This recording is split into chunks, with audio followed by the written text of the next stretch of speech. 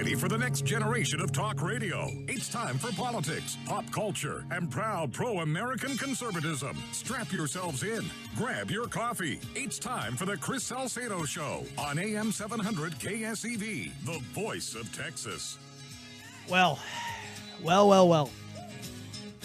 Latest headline. I didn't hear about this in the press box, but the Jacksonville Jaguars are blaming the government shutdown for their loss against the New England Patriots.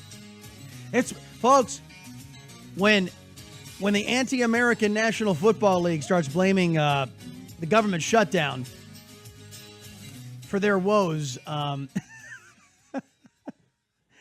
you know it's serious. Welcome to the Chris Salcedo Show. I'm glad you've tuned in, folks. Of course, the big story out there today is the third day of the government shutdown. Miraculously, ladies and gentlemen, we're all still here. Roll call, 281-558-5738, 281-558-KSEV. Russell, you still here?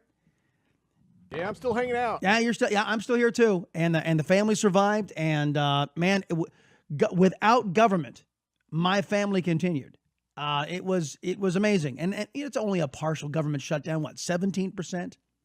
17% of the government is shut down by the Democrats. So, look, we're going to be intellectually honest, whether it was the Republicans shutting it down or like this time the Democrats shutting it down. We're going to be very honest. Before we get into all of that, though, I just want to point out that it's probably a good thing that I wasn't watching the NFL this year, because judging by now, I'll take you back to Friday with Russell Sherrill and I talking about the likely outcome of this weekend's contests, who would be in Super Bowl 52. And it was your humble host, your Liberty Loving Latino, who said, look, just by reading the numbers, just by reading the accounts, it was going to be Patriots-Eagles.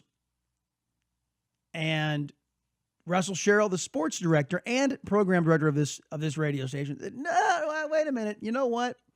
I think the Jacksonville Jaguars stacks up pretty well against the Well, you obviously didn't watch the game then. Well, of course I didn't watch the game. All I know it was Jacksonville did stack up very well against all I know it was a comeback. And this was a comeback. And who orchestrated the comeback? Tom Brady. Tom Brady. Probably a guy who, this is his 8th Super Bowl appearance. Guy who will go down is probably the best quarterback in NFL history. A 6th round draft pick. I've always liked Tom Brady, Deflategate notwithstanding. But the fact that, and I got to be honest with you folks, the fact that New England Patriots are back in the Super Bowl, I could have done without that. I really could. I mean, I'm not a Patriots fan per se. Now, all this being said, I think the Eagles, with one caveat, Nick Foles, I think the Eagles will take the Super Bowl. But because I just don't think there's enough gas in that tank, judging by what I've read. What do you think, Russell? You think you like Eagles? Now, are the Eagles your logical point or your heart? Because for me, it's logic and heart. Do you like the do I like the Eagles to win the Super Bowl? Yeah. Okay. So I'm sitting in here. All of a sudden, the microphone. All the power went out. Everything went out. I was sitting here in pitch dark. Really? Yes. So you took my studio's still lit. I couldn't see a thing. I mean, it's back now. How is your studio? I don't know. And okay, that's interesting. Anyway, so yes, I like the Eagles' chances. I like the Eagles' chances too. All right. Well, that was an interesting tap dancing we just did there. I mean, I'd be interested to know why my studio didn't lose power and yours did. That's. Wait a minute. Are you drinking Dr. Pepper in there again? Is that the problem? Did you spill something on? Engineering's not going to negative. Engineering's not going to be happy with you, man. You start doing that stuff. Anyway, okay. I like the Eagles, and I think that I just don't. I mean, I like Tom Brady. What, eighth time appearing in the Super Bowl, but I just don't think that there's enough gas in that tank for the entire team. If it was all about Brady. And that being said, I've got to remember every single time, what do I say about the Patriots? I don't bet against the Patriots. I think but Jacksonville blew it. I mean, the game was they had the game in hand. They had control. There were a couple of bad calls by the officials. that certainly swung New England's way. I mean, it's pretty pitiful when you see the Jaguars get flagged 9 times. New England just one time. The quick whistle on the Miles Jack's fumble recovery when they were up by 10 points. Yeah. You know, why they blew the whistle. You know, I no idea. You know that could have gone the other way for Miles Jack and the defensive touchdown that would have put them up 27-10 at that point.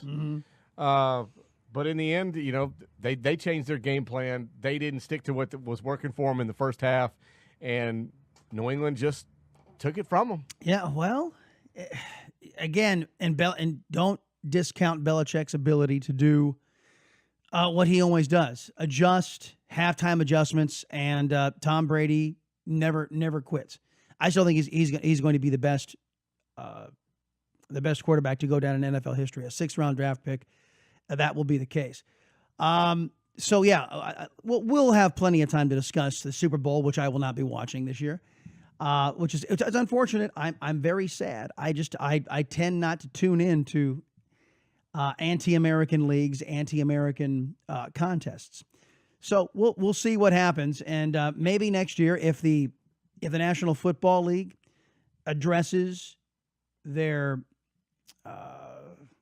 their leanings toward disrespecting the anthem, the flag, and the country, maybe I'll revisit the NFL.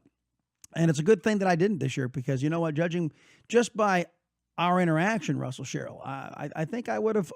There's a reason why I've taken the NFL pool. What I'm 2-1 on you, isn't that right? Or is it? Are we? I think tied? You're 1-2 on me. No. You haven't. Yeah. No, I'm 2-1 on you. You haven't won 2 years in a row. I have won 2 years in a row. I don't think so. You're living in a dream world. 281-558-5738. 281-558-KSEV. Who's responsible for the government shutdown, ladies and gentlemen? Who is responsible for the government partial shutdown? Do you notice when it's the Democrats causing the shutdown, it's a partial shutdown? When it's the Republicans, it's the government shutdown? You guys notice how it's covered? Anyway, I think it's fair to ask who is responsible this time. It's also fair to say that, you know what, I'm not crying. Here, as I mentioned at the top of the show, my family's still here, your family's still here. I think that the only folks who are really distressed are the non-essential folks in Washington, D.C., who are not going to be earning a paycheck. Don't worry. When they do vote for a temporary spending measure, those individuals will be given their back pay. So nobody's really losing anything. It's going to cause some problems. There's supposed to be a noontime vote today. This was courtesy of the minority leader, Chuck Toomer. It was supposed to happen at 1 o'clock in the morning. Mitch McConnell wanted it to happen at 1 o'clock in the morning so that individuals could show up to work on Monday. But, you know, Chuck Toomer wanting to show, and this is my belief, and I think it's backed up by wisdom. Even the New York Times properly reported it was the Democrats not voting to keep the government open that resulted in the government shutdown. It was the Democrats, which astonished me. When the New York Times starts reporting factual news, it's disturbing. So, but my question is to you, who do you think is responsible for the government shutdown? Is it the Republicans or is it the Democrats? A lot of parallels have been drawn between the 2013 shutdown and this shutdown here in 2018. Let me give you some facts about that. In 2013, why did the Republicans shut down the government? They shut down the government because they were trying to rid the country of Obamacare, a cancerous law that is still harming America today. Why are the Democrats shutting down the government this time? For illegal aliens. So the Republican Party shuts down the government to benefit American citizens. The Democrats shut down the government to benefit illegal aliens. And I've got much more to say on this, but I do want your opinion. 281-558-5738. 281-558-KSEV. Who's responsible for the great government shutdown of 2018. Back in a minute, the Chris Salcedo Show on The Voice.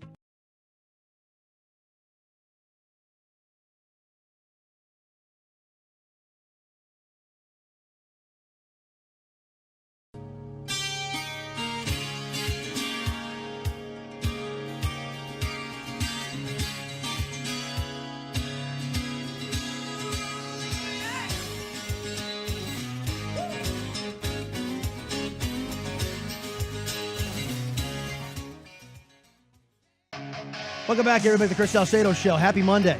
Happy Government Shutdown Monday.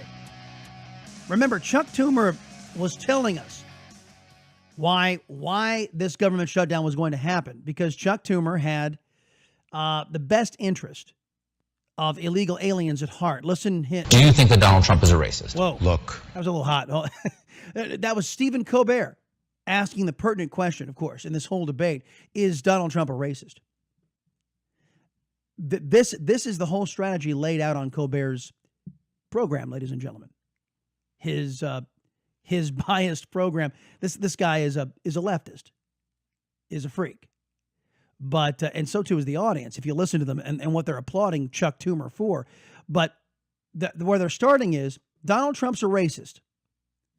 So to prove he's not a racist, he must normalize illegal aliens. Do you think that Donald Trump is a racist? Look. His comments over and over and over again can be described as nothing but racist and obnoxious. He says he's not a racist. They're talking about the S-hole countries. Now, you and I have been through this ad nauseum, but let me just summarize. Because you call a nation an S-hole country is not reflective of the race that occupies that country. Now, if he had mentioned race, that would be a different story. It's an S-hole because of all of the whites that run it, or the blacks that run it, or the Hispanics that run it. But he didn't say that. So the assumption is, of course, Democrats are the ones assuming that if it's an S-hole, then of course it's somebody with dark skin running it. But that's their assumption. Now listen to the conditions that must be met for Donald Trump to prove he's not a racist, even though there's no evidence he is a racist. So I have a challenge for Donald Trump, okay? Actions speak louder than words. You want to just begin that long road back to proving you're not a racist. Yeah, see, because they're not gonna say, oh, if you do one thing that proves you're not a racist. Oh no, we're gonna extort a lot of other stuff out of you so you can prove to us. And oddly enough, do you know that everything that Chuck Toomer is going to say that Donald Trump needs to do and Republicans need to do to prove they're not racists is a bunch of left-wing government empowering over your life nonsense? Big tax, big spend. That's what people need to do to prove you're not racist, is you need to accept all-powerful government in your life. High taxes, low reward, low wages, deteriorating quality of life. You must accept all of this to prove you're not a racist. You're not bigoted. Support the bipartisan compromise that 3 Republicans and 3 Democrats have put on the floor. Everyone gave, and get the dreamers safety here in America. That's what he should do. The dreamers, the DACA recipients. So the way you prove you're not a racist, Donald Trump, is to give Democrats what we want. That's how you prove you're not a racist. So that's the predicate. This was the setup leading up to the government shutdown. Sarah Huckabee Sanders, she of course had a different take on it. But Schumer did try to use it as leverage. He said last night, Mr. President, show you're not a racist, cut a deal on DACA. Look, I think that is an outrageous claim. And frankly, I think if the critics of the president were who he said he was, why did NBC give him a show for a decade on TV? Why did Chuck Schumer and all of his colleagues come and beg Donald Trump for money? So Chuck Toomer and all the Democrats, when Donald Trump was a Democrat, must admit that they were taking money from a racist. They all must admit, if I were Donald Trump, I would release all the money that I gave the Democrats, saying, Democrats say I'm a racist. So look at all the Democrats who knowingly took money from who they regard as a racist. And then NBC. Did you guys know that NBC props up and employs racists? I didn't know that. But it's a great point by Sarah Huckabee Sanders. If they are who they want to try to portray him as, why did they want to be, with him for years and years in various activities, whether it was events and fundraisers and other things? I think it's just an outrageous and ludicrous excuse, and they need to get on board and start actually doing what they were elected to do. Yeah, which is actually to be there and pass laws to the benefit of the American citizenry, not foreign nationals, not citizens of other countries. Let their governments work on their behalf, or work if their governments don't work on their behalf. You work as an American legislator to put pressure on them so that they will make the reforms needed, so they too can have a government of, by, and for the people, or at least allegedly of, by, and for the people. That's how we used to be. Since the occupation of the Oval Office of Barack Obama, we have gotten away from that noble pursuit here in America. And maybe even before that, to be honest. But this was the setup. If you don't agree to give us, the Democrats, DACA, a legislative DACA fix, and here are the conditions. We want you to normalize. Now, it's more than this, but they're saying it's about 800,000 people.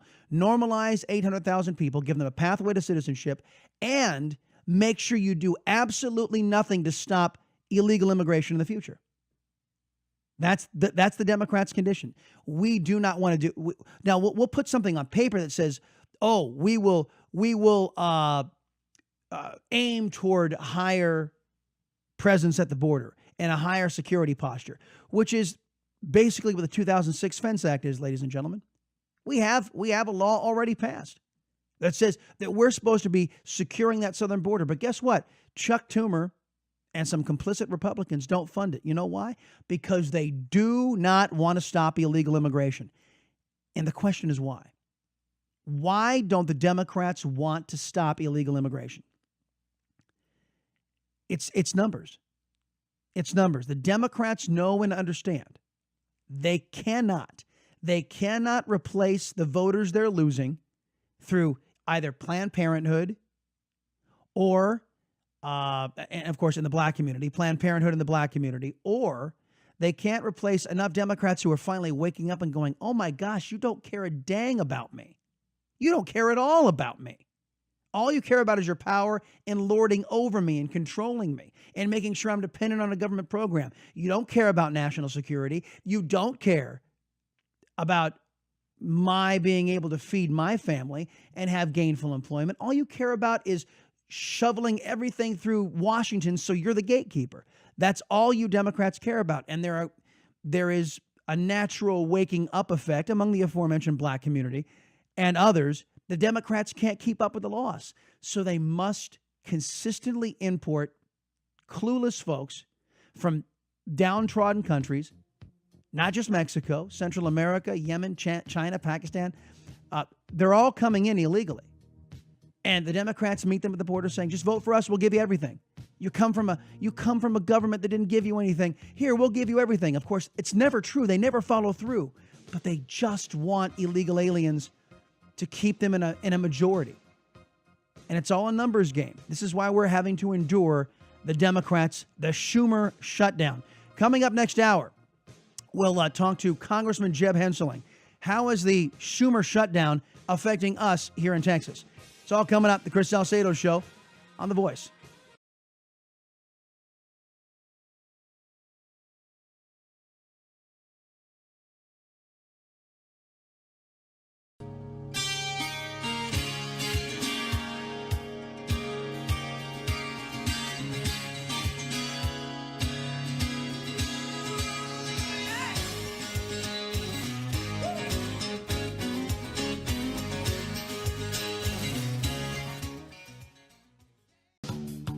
All right, welcome back, everybody. Coming up on the program, we'll talk with Ruben Navarrete Jr.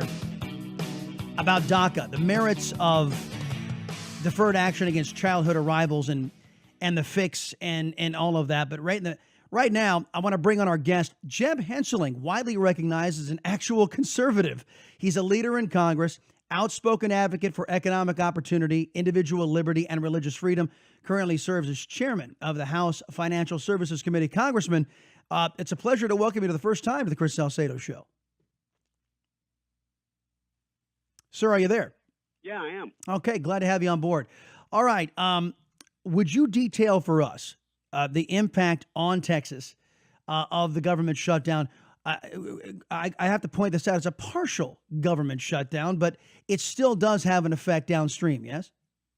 Well, yes. I mean, to be accurate, it probably is best described as a partial government shutdown or partial government slowdown. What's most important, though, is that the men and women in uniform, our brothers and sisters and fathers and children who serve our nation in uniform, they were told to report for duty, but Chuck Schumer took them off the payroll. I would say that's the most important consequence, because all of us support our men and women in uniform and serving in very dangerous areas of the world. So to me, that's the greatest impact. You have various government offices will be closed. The ability to get a passport could be curtailed. IRS questions that you have, that is curtailed.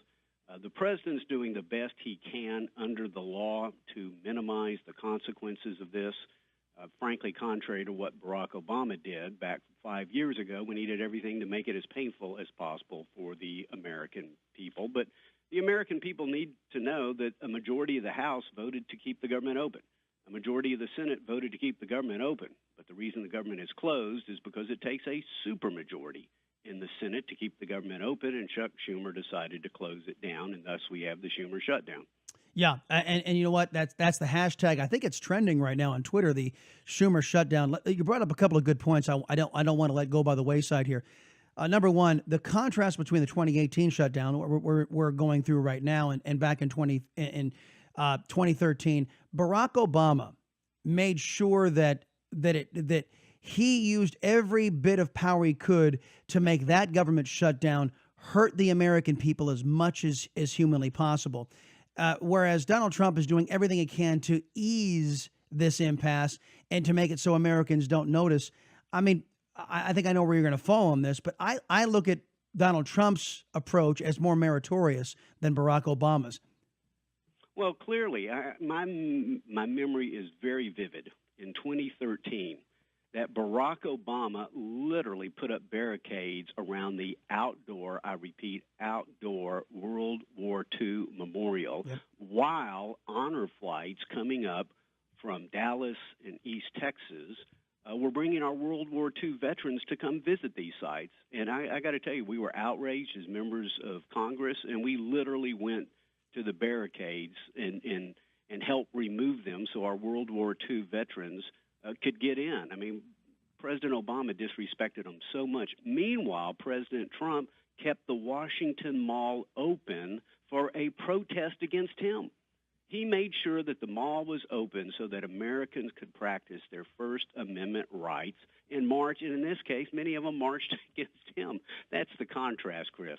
Oh, that's beautiful. 5th District is Jeb Hensaling's district here in the great state of Texas, folks. He is the chairman of the House Financial Services Committee. Something else that you brought up I wanted to touch base on was, or maybe get your opinion on, because we have a different read on the motivations behind government shutdowns. In 2013, the Republicans were fighting very hard to ease the suffering that Obamacare had imposed on the nation. They were very much shutting the government down in an effort to get rid of Obamacare, which I've regarded as a cancer, which harms American citizens. So one could rationally say, well, the Republicans, whereas shutting the government down is never a desired outcome, they had the American people at heart. The Democrats are shutting down the government this time for foreign nationals, for illegal aliens, and the children of illegal aliens. I mean, there is a contrast there as well. Well, there are huge contrasts. Number one, in the 2013 shutdown, number one, the House voted to keep the government open. What the House voted to do, though, is not fund Obamacare. 99% of the government would remain open. And Obamacare was about, among other issues, spending, and this is a spending bill. So that would be the first contrast. Democrats today, this is about young illegal immigrants. Again, 700,000 young illegal immigrants versus 2 million men and women, American men and women in uniform. And oh, by the way, it also the funding to keep the government open includes the bill that funds health insurance for 9 million low-income American children. So, one, the Deferred Action for Childhood Arrivals, the DACA program, is not a spending program. So, one, it doesn't belong in spending. I mean, it's totally unrelated. There's a lot of things I want to get done, Chris, in government. Yeah. I want to repeal and replace Dodd-Frank, but I'm not going to shut down the government to do it. And yet the Democrats are saying, well, we've got to take care of these illegal immigrants, and we have to do it today. So, number one, it's the difference between spending and not spending. It's the difference between prioritizing the American people versus Democrats prioritizing illegal immigrants. And, oh, by the way, the president has made it more than clear that he is willing to negotiate in good faith, but we don't want more children trying to cross the border illegally. We've got to solve the problem. We've got to secure the border. A nation that ceases to have borders ceases to be a nation. And it's a threat, as you know, illegal immigration to our national security, our economic security, in the rule of law. People are sympathetic to the children who came here illegally, willing to solve that problem as long as we secure the border going forward. Right. It makes no sense to solve the DACA issue without making sure we never have to cross this bridge again. But the Democrats and Congressman, we've articulated this in the program. The Democrats have made a decision that their electoral futures, and we got this from the leaked Jen Palmieri memo, that the Democrats have decided that their electoral future rests on the importation of illegal aliens from all over the globe, and that they cannot replace their voters fast enough. That it's a numbers game for them. They can't replace their voters fast enough so that they need to have rampant illegal immigration to accommodate their electoral goals. Let me ask you about Mitch McConnell. Mitch McConnell, there's been a lot of pressure building up on him because every single time it seems the Democrats get into power, they're doing away with these rules that allow the minority to slow things down. We saw this with judges and the Democrats, and it is conventional wisdom. I don't know if you feel this way, but when when the Democrats get control of the Senate, they're going to do away with the 60-vote threshold should they have any legislative priorities they want to put across. Do you think it's about time that Mitch McConnell acquiesce and go to 50+1 to get important spending or important must-pass items through? Well, the short answer is yes. Here's a little longer answer. One, I don't give a lot of advice to the Senate because, frankly, I don't like to take their advice. But this cloture rule, this supermajority, this will not be found in the Constitution, Chris. You can't even find it as a statute. It is simply a tradition that has been ensconced into a Senate rule. And, as you know, it is eroded over time. And so what happens is, and I know the founders wanted to make it difficult to make law, but today it's very easy to make law, but unfortunately it's the unaccountable deep state bureaucrats that are making law. The Article 1 of the Constitution, we need to be able to make law to combat the deep state bureaucracy, and we cannot do it as long as this supermajority requirement is in place. And so I would certainly encourage, and oh, by the way, to in some extent come to McConnell's defense. I've had a lot of friends, House colleagues, who become elected to the Senate.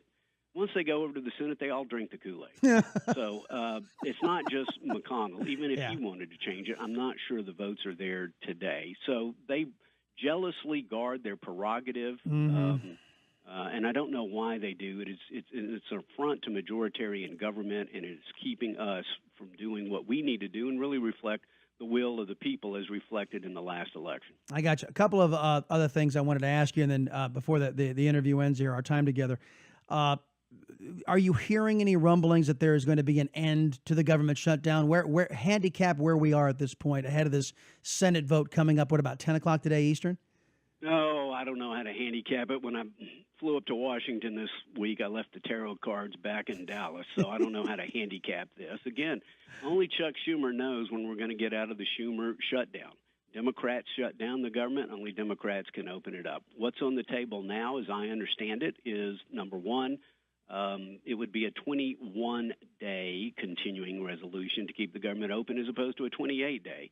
And Senator McConnell has made a commitment that sometimes in the month of February that there would be a combination immigration DACA bill to be voted on. Now, that's what I think is on the table. But, Chris, I really couldn't tell you what's going to happen until noon today or noon Washington time when the Senate goes back into session. New poll is out. You are a fiscal conservative and one of the warriors. That's why we're very sad to see you leaving the United States congressman. The generic ballot in the wake of tax reform that was passed by the Republicans, the generic ballot has the Republicans closing in on the Democrats because of the positive economic outflow and people having more money in their pocket. Is this testament to Reagan's lament that good policy makes for good politics? Well, indeed, good policy does make for good politics. And, oh, by the way, it is an exception to the supermajority rule. Tax reform was passed with a simple majority. And, yes, all over America. I mean, you know, as you well know, in Dallas, be it American Airlines, be it AT&T, be it Southwest Airlines, there are people, you know, blue-collar people getting $1,000 bonuses. You're seeing maternity leave benefits increased. You're seeing minimum wages go up. Guess what? If you allow the American people and if you allow businesses to keep more of what they earn, good things happen. And whether it be the Reagan tax cut, the Kennedy tax cut, you can even go back to the 1920s with the Coolidge tax cut. We've never had a significant tax reform bill passed where we didn't actually get more revenue into the government and we did not incent long-term economic growth where people were able to better themselves, buy that first home, buy a better car, send a kid to college, finally take a family vacation, and achieve their vision of the American dream. And so, early on, with so much of the national media having this visceral hatred towards the president, very few people thought they would get a tax cut. Well, 90% of Americans are going to see greater take-home pay this year. So I think as time goes by, this is going to play better and better with the American people, and I think Democrats will rue the day that they voted against it. 5th Congressional District here in the great state of Texas, folks. The congressman currently representing that district, Jeb Hensarling, widely recognized, folks, as an actual conservative. Which is actually kind of rare up there on Capitol Hill today. Sir, I really appreciate the time and sharing your insights on the government shutdown. We appreciate you. Thanks for having me, and thanks for the kind words. Yes, sir. All right, 281-558-5738, 281-558-KSEV. That is the telephone number. Okay, so you guys want to react to what you just heard. I think this is fair to characterize this, the Schumer shutdown. I think Congressman Hensarling said it best. The Democrats shut it down. They're the only ones who can open it. They are the only ones who can open it. And some are going to say, well, wait a minute, Lindsey Graham and Rand Paul. It's like, well, that's all well and good. But I bet you if there were 9 Democrats who voted to keep the government open, those 3 Republicans would have changed their votes.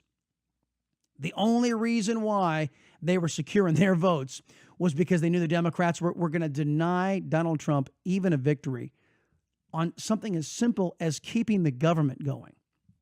And folks, I'm no fan of the exorbitant spending and the largesse of the federal government, but I will say this. There are legitimate functions of government that are not being funded right now, and it's fair to examine why. My question to all of you is, who do you think is responsible?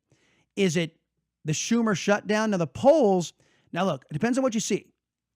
But the polls out there's one poll that reads that the majority say, or the plurality say, the Democrats are responsible.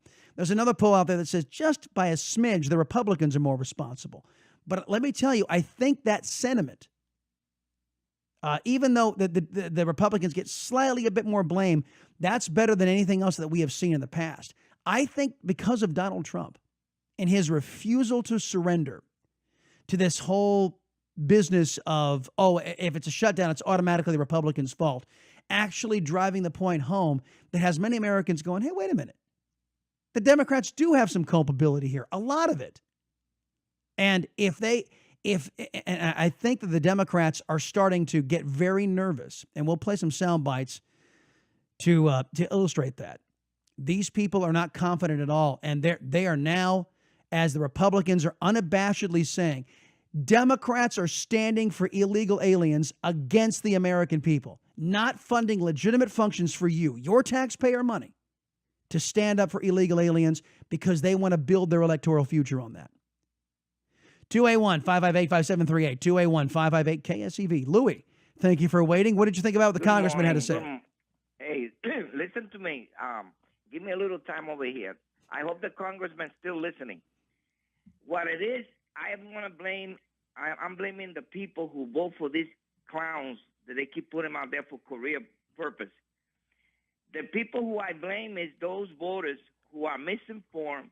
They don't take the time to find out who they're going to vote for, and especially in the districts and the city council. All it takes is somebody in the city council to start from there to make a career politician to go to the Congress and the Senate. It doesn't take very much to be a congressman or a senator. And what is happening is that Democrats are like when you take orange juice and you keep pouring water and diluting. That's what they've been doing for the past 70 years, diluting our system. We were a nation of law. And they bring him over here at cheap labor because they can make more money in their pocket. And they are the foot soldiers of all these rich icons, liberals, millionaires. Let me ask you a question, Louis. Sheila Jackson Lee, who represents a primarily black congressional district, what do you think her constituents are feeling this morning as they realize that Sheila Jackson Lee shut down her party and she shut down the government to help out illegal aliens who are coming over here and asking for the resources that belong into her community? I know where you're going with that question, Chris, and I got a great answer for you. The people who vote for Sheila Jackson Lee, I apologize, I'm very sorry to say this, they know that she's not doing anything for them, but they're still going to vote for her. Nobody runs against Sheila Jackson Lee. There's nobody that is going to take that district because they already got that. When you send someone honest to Washington, the minute they get to Washington, D.C., they're going to tell them, I say, you go our way, or you're only going to be one term. They're not going to support that politician. Well, do you think her constituents are happy to know that she is so dedicated? They're not. They're going to start feeling the pressure right now because the illegals are doing the jobs that the people on welfare don't want to do. We're wasting money like crazy. Look at the trillions and trillions of dollars that we've been wasting since 1965 when LBJ he had to sign the civil rights bill. He signed it because he knew that that's the only way he's going to get the people and the Democrat Party have the minority vote for get him. Well, that's true. And, he had some rather colorful language to describe that vote, too. He actually used the N-word in his description. But, of course, that's what we have come to learn about Democrats. Thank you, buddy. Appreciate the call. 281-558-5738, 281-558-KSEV. I would imagine that you folks in Sheila Jackson Lee's district, knowing that your congresswoman is so hell-bent on making sure that the government you all work and pay for is servicing illegal aliens. I would imagine that many of you are waking up this morning going, this is the woman we put into office to represent us? Sheila Jackson Lee's not representing you folks. She's representing illegal aliens. That's all well and good, but did you guys vote for her and hire her to do that? 281-558-5738, 281-558-KSEV. You found the voice of Texas, AM 700. KSEV and the Chris Salcedo Show. Be right back.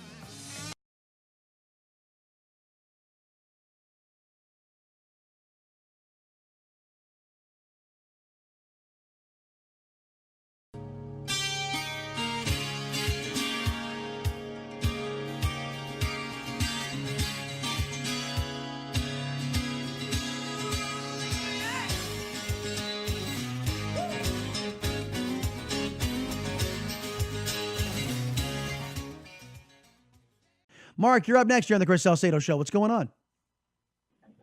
Disappearing stories. So a couple weeks ago, Hezbollah was in the news, the Iran deal. Right. And then it disappeared. And this FISA memo that's supposed to be groundbreaking in Watergate, it's starting to disappear.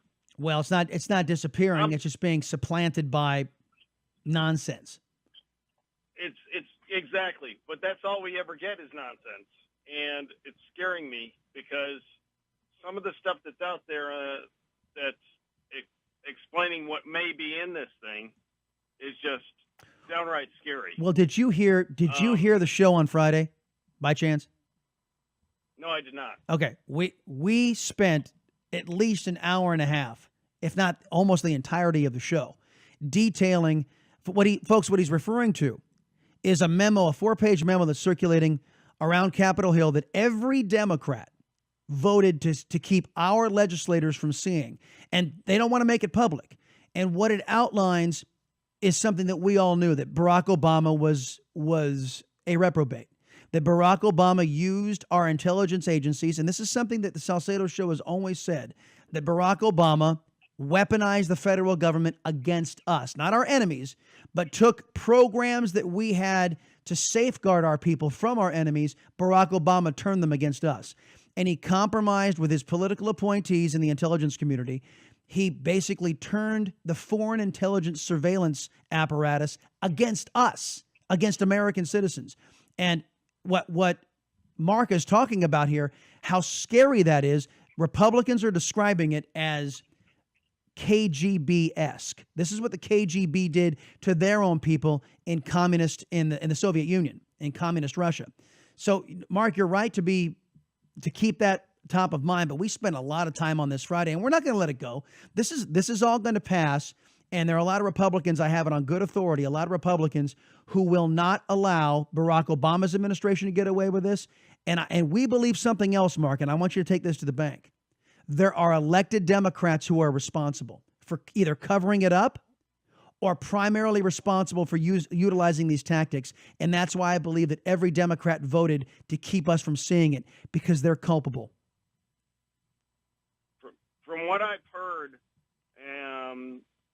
there are people still within the government and people that were in the government that are so implicated that criminal charges will be forthcoming right after this thing goes. Right. Well, you know what? They got to release it. If they can sink it, though, if they can sink it, which it looks like, I mean, God bless you for getting it out there, but you're the only one. I don't know. I mean, I know Sean's been on this. Rush talked about Sean's been on it. Yeah, but I'm telling you, it's being tossed out, and you have to stay on it. Well, let me add something else to you. This is all in the same vein. It was revealed, you see, Yahoo News and Reuters is reporting this. I want you to keep this under your hat because we're not going to let it go. The FBI, Peter Strzok, the corrupt FBI agent, Andrew McCabe, the corrupt FBI agent who's going to try to retire before he's brought to justice. We have 5 months of text messages that have disappeared from these FBI agents. 5 months. And guess what they were doing in that 5 months? The Hillary Clinton investigation. Just like Lois Lerner's emails have disappeared, all of a sudden, there are 5 months of crucial text messages between these pro-Hillary, anti-Donald Trump FBI agents. These rogue FBI agents who betrayed every American citizen by trying to fix an election. They were the actual colluders trying to fix the election. And all of a sudden, we're to believe that magically 5 months of text messages just disappeared. Oh, it was a computer glitch, just like Lois Lerner's computer glitch. Do you buy it, Mark? Say again. What you broke up a little bit. Say it again. Okay, I think we're losing. Hey, Mark, great call, buddy. Allow me to get the story out there anyway. 281-558-5738, 281-558-KSCV. We're not going to let this drop. No. We can walk, unlike Democrats, we can walk and chew gum at the same time. No worries. This government shutdown is part and parcel of the Democrats' overall agenda, which is decidedly anti-American. And the shutdown is pro-illegal alien. It's also anti-American when you use your position in the federal government, might I also say a felony. You use your position in the federal government to usurp the rights of American citizens. And that is what it's appearing that FBI leadership did in the era of Obama. And I'm pronouncing it correctly, the era of Obama. Back in a minute, the Chris Salcedo Show on the Voice of Texas. All right, folks, here we are into hour 3. Welcome to it, the Chris Salcedo Show. Those of you on hold, stick with me. We'll get to your phone calls coming up. For those of you who don't know, this program not only heard live on AM 700 KSEV in the mornings, but also seen on television at night on the Vida Television Network. As a matter of fact, this guy has been a regular staple with me on the TV show. Ruben Navarrete Jr., the most read Latino nationally syndicated columnist, a contributor over there at FoxNews.com, and you see him all over Fox, as a matter of fact, on various programs. He offers his analysis and commentary. You can see his take on the issues in the Houston Chronicle and other publications across our great land. Ruben Navarrete, welcome back. Great to be with you. Thanks. Let me get your take on some general political talking points today. Who do you believe is responsible for this government shutdown? Both political parties are responsible in their own way. Yeah. Both thought that ultimately when they rolled the dice, the other party would catch more of the blame. And that's why we got to this point. Both parties are accusing each other of pulling an Arafat when Bill Clinton offered Arafat everything he wanted at a Middle East summit, and he still walked away from it. Both parties are saying that. But clearly, neither political party wanted to give any ground on some of their basic demands. And now we're in the blame game. And I think both Americans, all Americans figured out that both parties are blaming each other and spending most of their time blaming each other. Well, there's a difference between shutting down the government, in my view anyway, for Obamacare, which is still harming America today. And it's actually a spending issue. Whereas the whole DACA debate, the Democrats saying, oh, this is what we want in exchange for funding the government, they don't seem to be at all analogous. One is primarily focused on American citizens. The other one is focused on foreign nationals. So yeah. Can you see that, at least acknowledge that the Democrats don't appear to be on solid ground saying, oh, we're shutting down the government for the benefit of America? I mean, can you at least acknowledge that?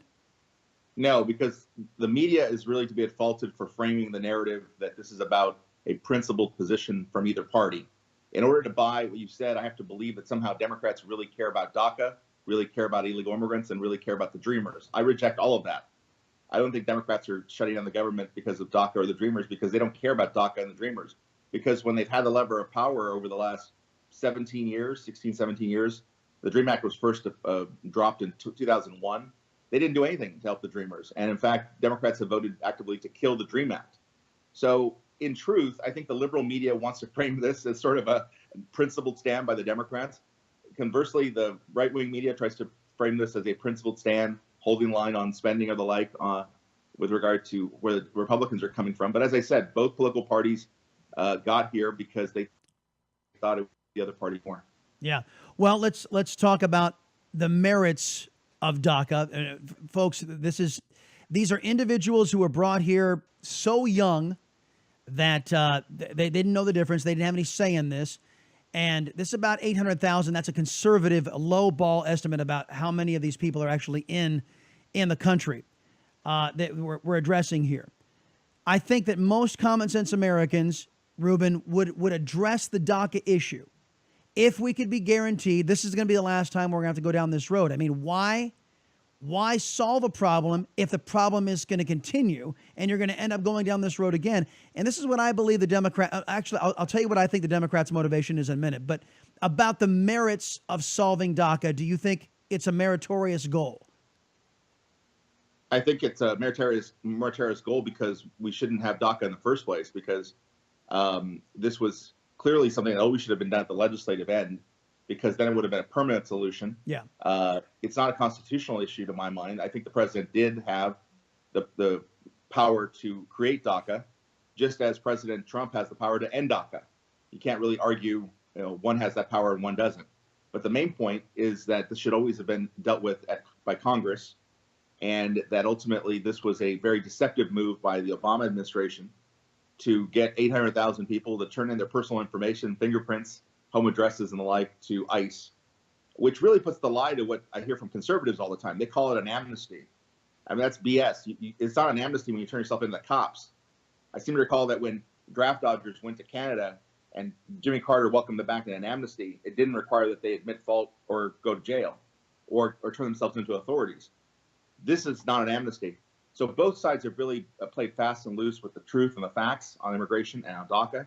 And one quick thing, Chris, there are 800,000 DACA recipients, as you point out. That's who we have paperwork on. Right. There's another million or so people who are out there who fit the definition of a dreamer, but didn't register for DACA at all. Yeah. Well, on the analogy between what Carter did and what the Democrats are proposing, Carter was dealing with American citizens. The Democrats are dealing with aliens from other countries, whether they be Yemen, Pakistan, China, Mexico, Central America, right. What have you. So there is a slight difference there. The definition of amnesty is the point. The Okay. definition of amnesty, a word that the right overuses in the same way that the left overuses the word racism. You use racism and amnesty so often that they no longer have meaning. In this case, it can't be an amnesty if in order to get the benefit, you had to turn yourself into the cops. I think that's a fair point. And I think that to call, if you want to demonize illegal immigration or solving illegal immigration, if you're on the right, if you're the conservative right, you call it amnesty, no matter what it is. And then that's enough to send red flags up. It's shorthand to basically say this is no bueno. And we've got to, we on the conservative right have to be more intellectually honest than leftists in general. Let's talk about what I believe the Democrats are doing, and because you have studied this dynamic for many moons, here's what I believe they're doing, and you tell me where I'm going wrong. The Democrats have concluded that they have, in the minority community here in the United States, diminishing returns, in particular in the black community, because of the effectiveness of Planned Parenthood. They've been sacrificing black babies to fund their political campaigns through their money laundering operation called the Butcher Shop, which is Planned Parenthood.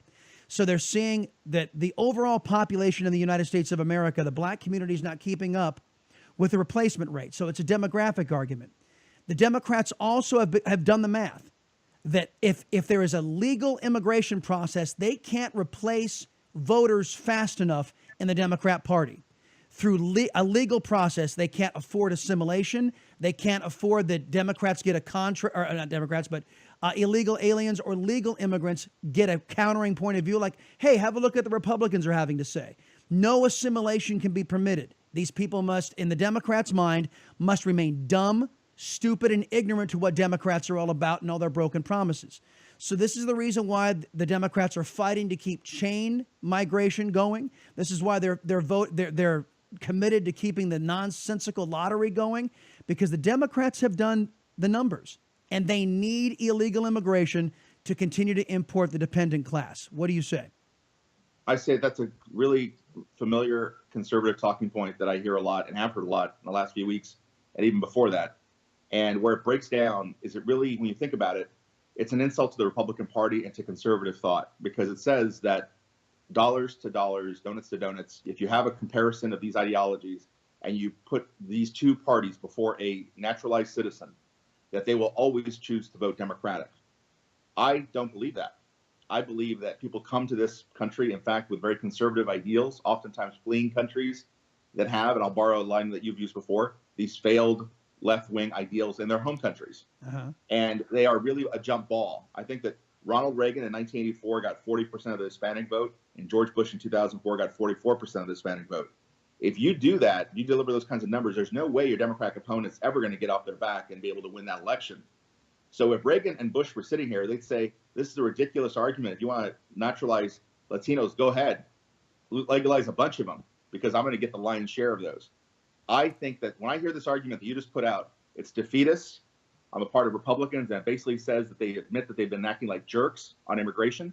They're not going to get Latino votes, and that is not Reagan-like. It's not Bush-like. It's not smart. Well, let me push back on that, because the Democrats, again, you're talking about naturalization, which is a legal process. The Democrats want to bypass all that. They want to import and continue to import millions upon millions of illegal aliens with no insistence on assimilation. They just want to grant them status. And you know how seductive the argument is. Hey, welcome from your pot-bellied dictator government or your leftist government, where the government grinds your human spirit and your financial prospects into the dirt.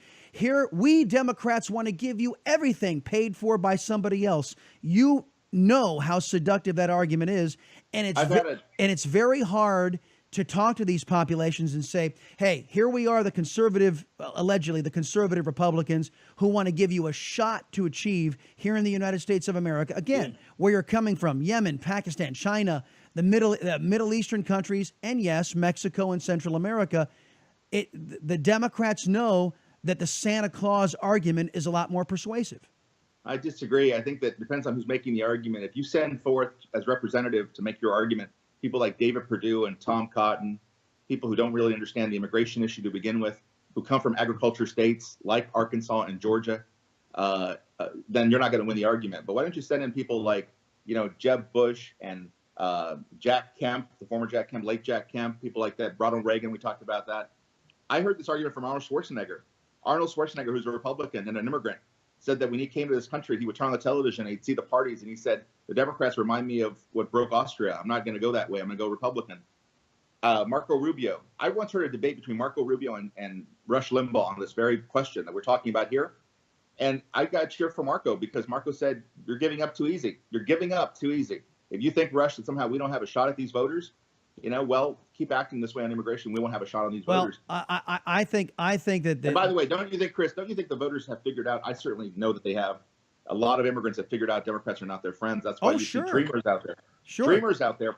The minute I saw Dreamers protesting outside the office of people like Luis Gutierrez and other Democrats, I thought, whoa, something's going on here, right? So you should not worry about Mexican Americans who are baptized Democrat are going to stay that way. Mexican immigrants, Salvadoran immigrants, that's a shot. Republicans have a shot. They ought not blow it. Well, and again, I think if there is an end to illegal immigration and an assimilation process instituted, I do think it's a level playing field. But Democrats are doing their best to make sure there is no level playing field, that the ideologies don't have an equal chance. Hey, Ruben, got to cut it off there. Thank you very much, man. Appreciate it. Ruben Navarrete Jr., folks, the most read, nationally syndicated Latino columnist in our great land, sir. Appreciate you as always. Thank you. Take care. All right. And that's going to do it for the Chris Salcedo Show worldwide for this evening on the Vida Television Network.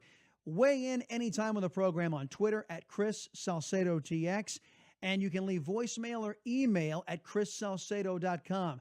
We'll see you next time for the Chris Salcedo Show worldwide here on the Vida Television Network.